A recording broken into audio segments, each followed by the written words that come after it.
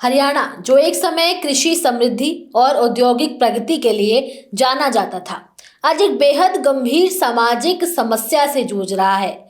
गिरता हुआ लिंग अनुपात। लड़कियों की घटती संख्या ने अब सरकार की नींद उड़ा दी है। आंकड़े खुद चीख चीख कर इस सामाजिक असंतुलन की गवाही दे रहे हैं। ऐसे में हरियाणा सरकार अब बेटियों के जन्म पर खुशी मनाने के साथ साथ शर्मिंदगी का सहारा लेकर हालात सुधारने की कोशिश में जुट गई है। लेकिन क्या हालात सच में सुधरेंगे? मुख्यमंत्री नायब सैनी ने अधिकारियों को स्पष्ट निर्देश दिए हैं कि इस बार महज योजनाओं की घोषणाओं से बात नहीं बनेगी। जमीनी स्तर पर ठोस बदलाव दिखने चाहिए। इसके लिए स्वास्थ्य विभाग तेजी से काम कर रहा है। एक ड्राफ्ट योजना तैयार की जा रही है जो बेटियों के जन्म का न सिर्फ जश्न मनाएगी बल्कि बेटियों की घटती संख्या के लिए जिम्मेदार गांवों को सरेआम शर्मिंदा भी करेगी। लेकिन सवाल यह है कि क्या इस तरह से अपराध कम हो जाएंगे? आज इस रिपोर्ट में हम आपको बताएंगे आंकड़े और उसके पीछे की सच्चाई।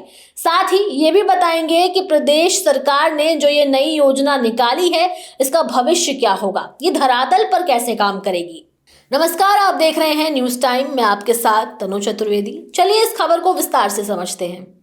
सरकार ने हाल ही में हरियाणा के 481 ऐसे गांवों की पहचान की है जहां हर 1000 लड़कों पर सिर्फ 700 या उससे भी कम लड़कियां हैं। ये आंकड़े न केवल चिंताजनक है बल्कि समाज की उस मानसिकता को उजागर करते हैं जो आज के 21वीं सदी के भारत में भी बेटा बेटी में फर्क करती है।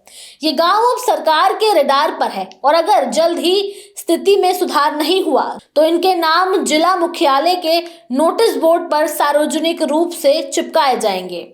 जानकारी के मुताबिक इन गांवों के नाम उजागर करके उन्हें सामाजिक रूप से शर्मिंदा करने का निर्णय लिया गया है।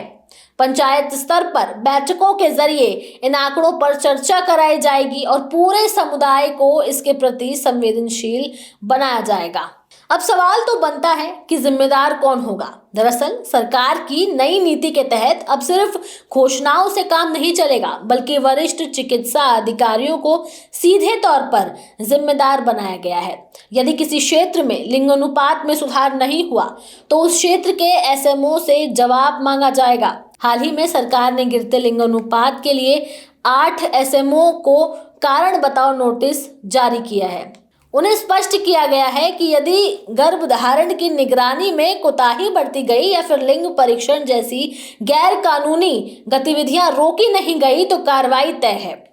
ये योजना केवल निगरानी और दंड तक सीमित नहीं है। महिला एवं बाल विकास विभाग को बेटियों के जन्म पर गोद भराई, कुआं पूजन जैसे सांस्कृतिक अनुष्ठानों का आयोजन कराने का निर्देश दिया गया है। यह आयोजन इस मानसिकता को बदलने के लिए है कि बेटियां भी उतनी ही महत्वपूर्ण हैं जितने बेटे। सामाजिक रूप से इन आयोजनों के माध्यम से सकारात्मक संदेश फैलाया जाएगा कि बेटियां बोझ नहीं बल्कि गर्व है। जहां एक तरफ सरकार की मंशा सही लगती है वहीं इन प्रयासों पर कुछ जरूरी सवाल भी खड़े होते हैं और वो ये कि क्या केवल शर्मिंदा करना ही समाधान है? गांवों के नाम सार्वजनिक रूप से उजागर कर देना क्या उन्हें सही दिशा में प्रेरित करेगा या सामाजिक प्रतिरोध और असहमति को जन्म देगा? क्या प्रशासन उन्हें पर्याप्त सहयोग, तकनीक और मानव संसाधन दे रहा है ताकि वो वास्तव में निगरानी कर सके? पीसीपीएनडीटी एक्ट के तहत लिंग परीक्षण पर प्रतिबंध है, लेकिन जमीनी हकीकत यह है कि कई जगहों पर चोरी छिपे ये काम हो रहा है कि सरकार ने इन पर नकेल कसने के लिए पर्याप्त निगरानी तंत्र विकसित किया है। स्वास्थ्य विभाग अब 6849 गांवों में से 7% सबसे अधिक प्रभावित गांवों में गहन निगरानी और जागरूकता कार्यक्रम चलाने जा रहा है। उम्मीद की जा रही है कि इस अभियान से अगले साल तक लिंग अनुपात में ठोस सुधार दिखेगा। लेकिन ये तभी संभव होगा जब ये मुहिम सिर्फ सरकारी फाइलों में न रह जाए बल्कि सामुदायिक सहयोग और एक सामाजिक परिवर्तन की लहर लेकर आए। हरियाणा में बेटियों की घटती संख्या केवल एक राज्य का संकट नहीं बल्कि पूरे देश के लिए चेतावनी है। सरकार ने सही दिशा में कदम तो उठाया है, लेकिन सिर्फ योजना बनाना ही काफी नहीं है। उसे पारदर्शिता, जवाबदेही और समाज के भीतर बदलाव के साथ लागू करना होगा। साथ ही जमीनी कार्यकर्ताओं को और स्वास्थ्य कर्मियों को इसमें सक्रिय रूप से भागीदार बनाना होगा। अब आप लोगों की इस पर क्या राय है, आप भी हमें कमेंट करके ज़रूर बताएं। हमारे चैनल न्यूज़ टाइम को सब्सक्राइब करें, लाइक करें और शेयर करना ना भूलें। नमस्कार।